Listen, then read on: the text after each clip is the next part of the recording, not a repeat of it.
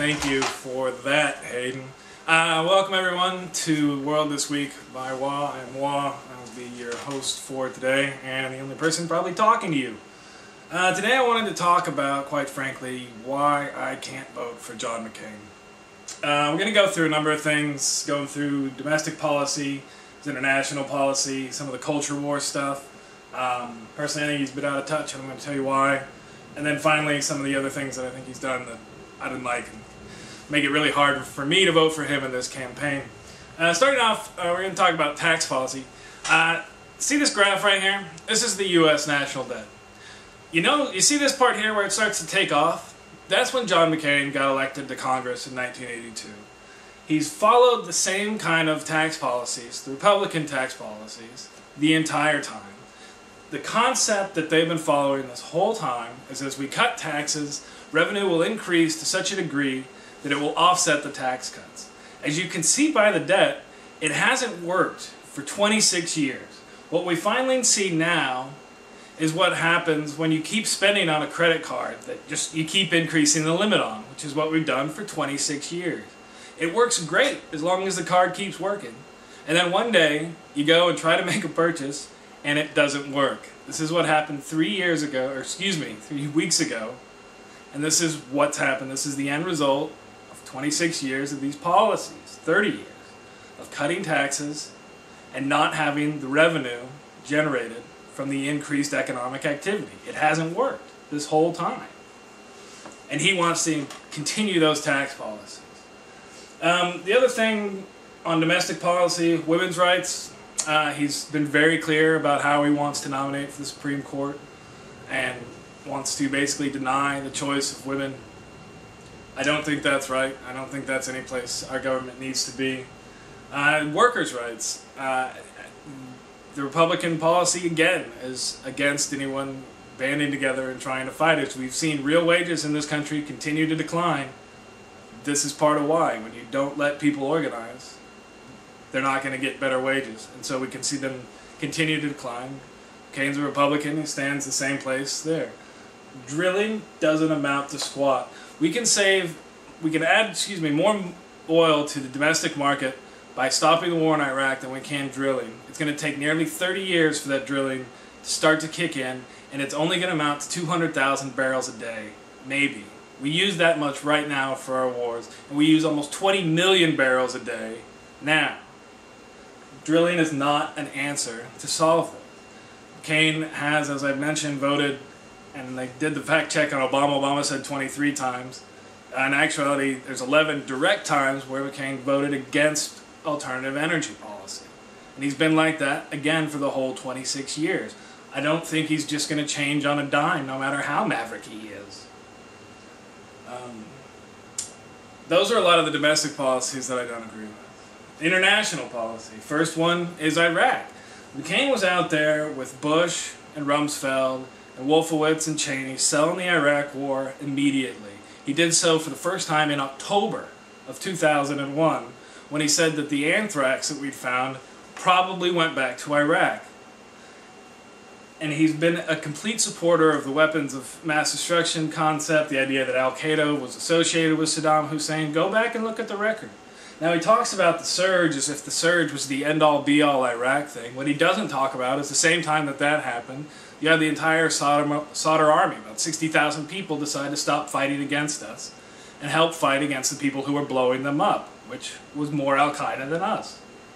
Now, as we keep on going, how we're going to go forward from here, Obama's been right on that. McCain said that he wanted to stay till at least 2013 and then talk about what we can do, whereas the Iraqis want us to go now. We've seen in the last few days the agreement they're signing goes almost exactly with what Obama was saying.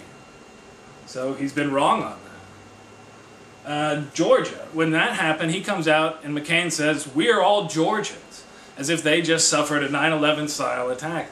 The thing that's so strange about that is there were people in South Ossetia who were claiming the same thing, but claiming it was the Georgians that had perpetrated the attack.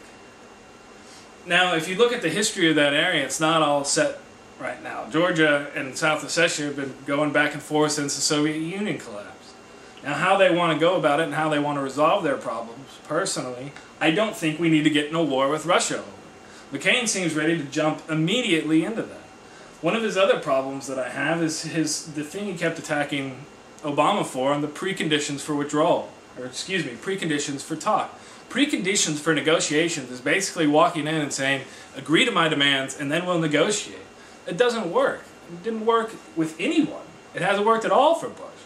They've even sat down now and started talking to Iran, and it's only because they actually agreed to one of North Korea's preconditions, that they be taken off the terror list, that we're being able to make consistent, I would almost say, progress there, although that's a real question anyway, because they keep doing the same kind of stuff they've been doing the whole time, which is agree and then back up. This is how international relations go, especially when you're talking about nuclear weapons. I'm really afraid of the new stuff that's going to come out and how McCain's going to respond to some of that. I know that he wants to be the great general, the great leader, and save us all and lead us into victory. And he keeps talking about wanting to do that, and I'm afraid that's going to be part of the thing that's going to color how he responds to future crises. And then you've got the Palin thing. Now, a lot of the things that vice presidents do is go and talk to international leaders. Now, Palin has been keeping an eye on Russia, obviously, for a while, but can you, in your wildest dreams, imagine her sitting down with someone like Putin and basically asserting some sort of U.S. right to something and being taken seriously? I think the people who think that she's actually qualified for the job of vice president, and the job of vice president is to be qualified for president. So the people who think that she's qualified to be president are suffering from what I call PDS, or Palin derangement syndrome. They think she's qualified to be president, and you kind of have to be crazy to think that. So that really disqualifies McCain on international policy, because he picked this woman to be his negotiator. I don't see how that's even the slightest bit possible to turn out well. The culture wars. The terrorist stuff that McCain has been pushing is really out of control. The robocalls that they did, where they're basically calling Obama a terrorist, and that McCain has backed all of this stuff up, and that he's blamed Obama for the campaign, because, again, Obama didn't agree to his preconditions for negotiation, was that he agreed to McCain's style of campaigning, doing all his town hall meetings. So because he didn't agree to McCain's preconditions, therefore McCain goes extremely negative and calls him a Muslim terrorist. This is the tactic that actually ended up probably costing McCain a whole lot more, because it cost him directly the endorsement of Colin Powell, who endorsed Obama, because of, partly, McCain's tactics in the campaign. The Joe the Plumber attacks. Basically, this guy comes out and lies about how much he makes. Obama responds, spends 5 minutes talking to the guy, explaining his tax plan and how it's going to work for the guy, and actually save the guy, in reality, more money.